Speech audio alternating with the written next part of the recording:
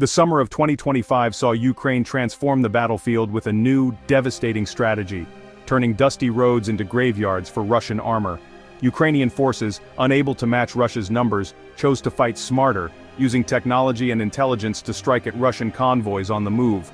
The plan was simple: create kill zones along key supply routes using drones for reconnaissance and artillery for precision strikes. These ambushes were meticulously planned, exploiting Russia's reliance on road-bound convoys and making every kilometer a potential death trap. Russian advances were thrown into chaos. Entire convoys could be reduced to ruins in minutes. The psychological toll was immense. Russian soldiers lived in constant fear of sudden, unseen attacks. Ukrainian units, empowered by decentralized command, acted swiftly on real-time intelligence, making their strikes unpredictable and deadly. This new chapter in the war showcased Ukrainian ingenuity, proving that tactical brilliance could overcome brute force. By July 2025, the strategy was perfected and unleashed on a grand scale, marking a turning point in the conflict. Ukrainian forces had mastered flexibility, striking in varied locations and keeping Russian commanders off balance. The summer storms were not of rain, but of fire and steel, unleashed by a nation determined to reclaim its future. At the heart of these ambushes was the Arten unit, a specialized group of elite operators, drone pilots, and intelligence experts.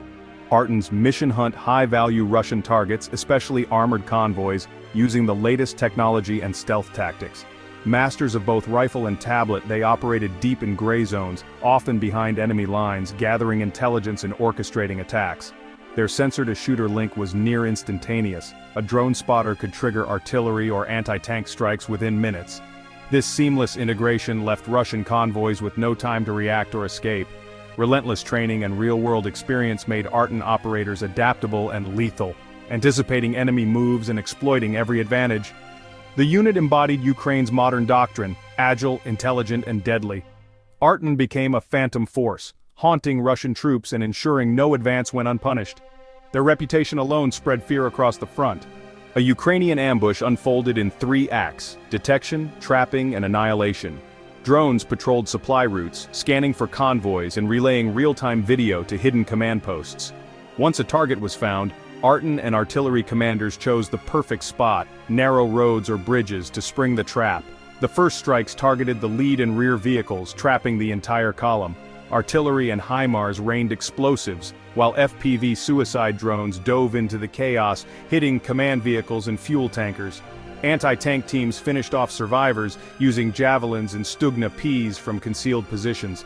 The attack was swift and overwhelming, often over in less than 20 minutes. Russian soldiers had no escape, their vehicles left as blackened wreckage.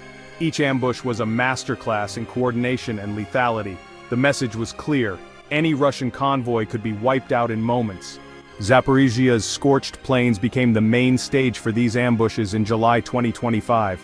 Russian offensives dissolved into fire and smoke, like near Robotine, where an entire column was destroyed in a single textbook strike. The strategy spread across the front in Donetsk. Ukrainian teams used urban ruins for cover, severing columns and hunting survivors with FPV drones. Russian units began to fear moving by day or night, as Ukraine's thermal imaging made nowhere safe. In Luhansk's dense forest, Arten and special forces used remote-triggered mines and mortar fire to turn supply routes into kill boxes.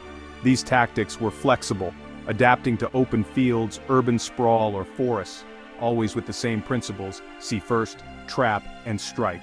Each ambush bled Russian forces, one convoy at a time. The roads became gauntlets of destruction, eroding Russia's offensive power. Ukrainian mastery of asymmetrical warfare was on full display. The front lines became a showcase of innovation and relentless resistance. The cost to Russia was staggering: millions in lost equipment, from T-90 tanks to air defense systems, destroyed in minutes. Ukrainian strikes targeted entire columns, hunting high-value assets and crippling Russia's sector-wide capabilities. Destroyed fuel and ammo trucks choked logistics, forcing Russian convoys to shrink and move less, slowing operations to a crawl. Attempts to add protection only made convoys bigger and easier targets. The psychological toll was even greater.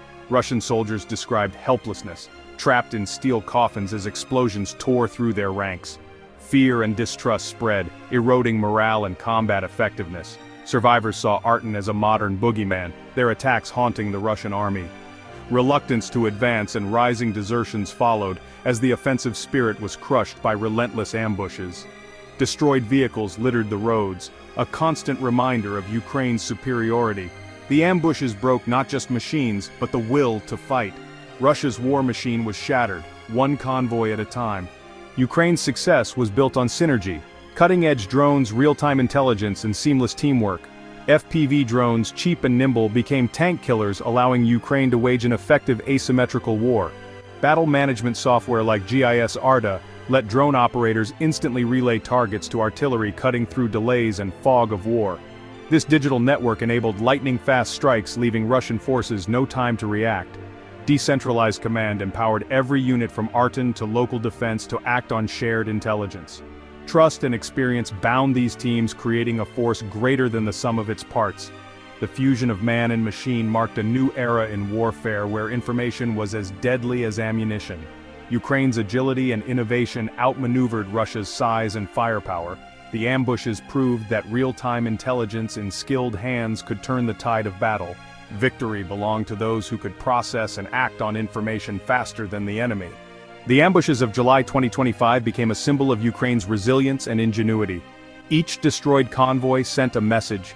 Ukraine was outthinking and outfighting its aggressor.